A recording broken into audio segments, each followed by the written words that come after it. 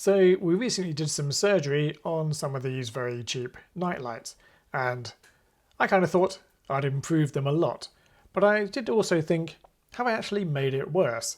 So what I wanted to do was check the actual power usage of the original board and compare it against the radar device and see if I've actually made these night lights much worse. So I've got my Nordic Power Profiler Kit hooked up. So let's power things on. So if we turn this on, enable the power output, and then we start logging. Obviously initially the lights came on, and now they've gone off because, why have they gone off? What's happening? Got the power, it's drawing 0.8. There we go, lights on. Okay, so we're drawing 80 milliamps at the moment because the LEDs are on. So if we give it some time, hopefully the LEDs will turn themselves off and we'll go back down to a lower current. Now I have blocked off the light dependent resistor. It doesn't seem to make very much difference on the current draw when it's in low power mode. So let's give it some time and we'll see what numbers we get out for this original device.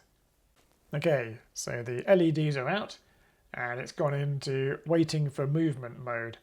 Now what's really interesting with this device is you can see that every so often it goes into this slightly weird mode. It's like a ultra low power mode, and it seems like it goes down to a really tiny amount of current, so that's 30 microamps, and then occasionally jumps back up to about 0.8 amps.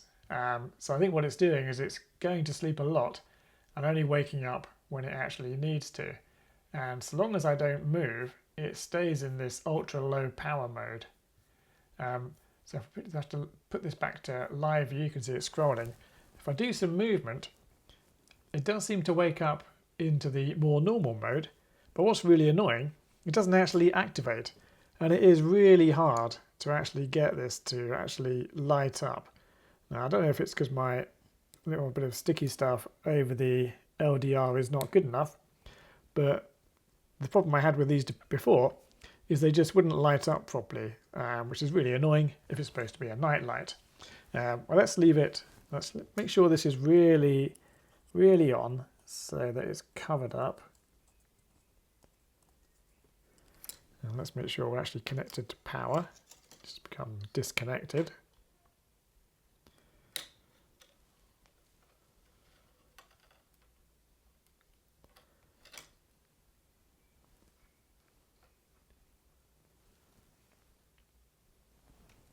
So, oh, there we go, that triggered. Okay, the light's off. So we go down to super low current, 0.7 milliamps. And then if I stay still, it should switch into this funny mode where it's only waking up occasionally. And let's see if I can get it to trigger again. So here we go, I managed to get it to trigger, that's good. It's performing much better than usual. But if we scroll back to that ultra low power part, then if we just select some of this, then the average current is just 72 microamps. That's pretty amazing. And then in the periods where it's kind of monitoring for movement, the average current is 0.8 milliamps, around 0.8 milliamps on average, 700 microamps. So that's a pretty impressive low current draw. Obviously when the LEDs are lit, it is drawing around 80 milliamps. That's what we measured last time. So let's compare that to the radar version. So I'll just disconnect this. And let's plug in the radar. But before we measure that, quick shout out to PCB Way, who've been making a bunch of PCBs for me.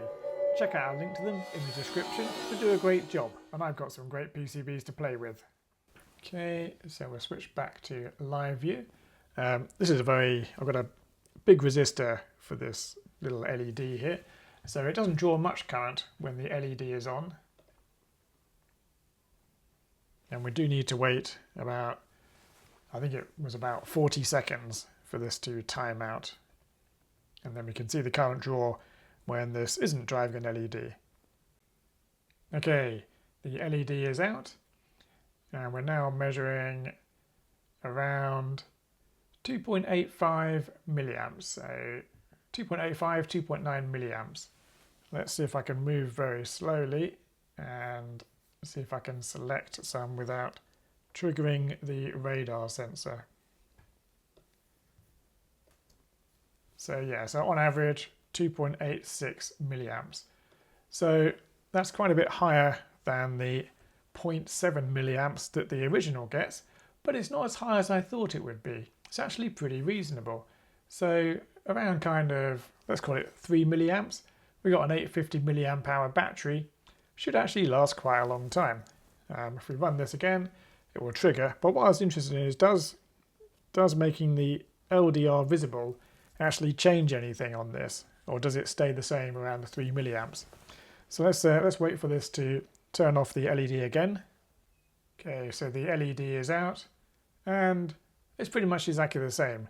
So it doesn't do anything clever with the LDR. It's purely gating the output rather than disabling the entire IC. But that's pretty interesting. What I might do, let's remove the LED. And if we wave our hand around, does that do anything? There's a small amount of change based on is our hand moving around. Nothing obvious though.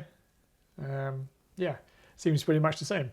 But I'm going to say it's drawing a lot more power, but it's not that much more power. And with our 850 milliamp hour battery, post-production Chris here, let's actually crunch the numbers and see if my improved version is actually improved.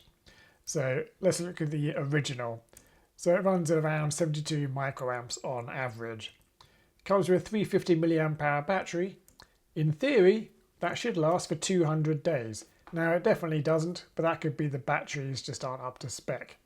And also, it doesn't trigger very well. If I could get these to trigger properly, they'd be really good. Now what about our new improved version? 2.8 milliamps. I've put an 820 milliamp hour battery. That should only give us 12 days. That's pretty rubbish, but all is not lost. I do have these 2000 milliamp hour batteries, so I might try putting one of these in. That should give us around 30 days between charges, which is actually not too bad. But if I could only get the original versions to trigger properly, they could be absolutely amazing. So I might investigate that.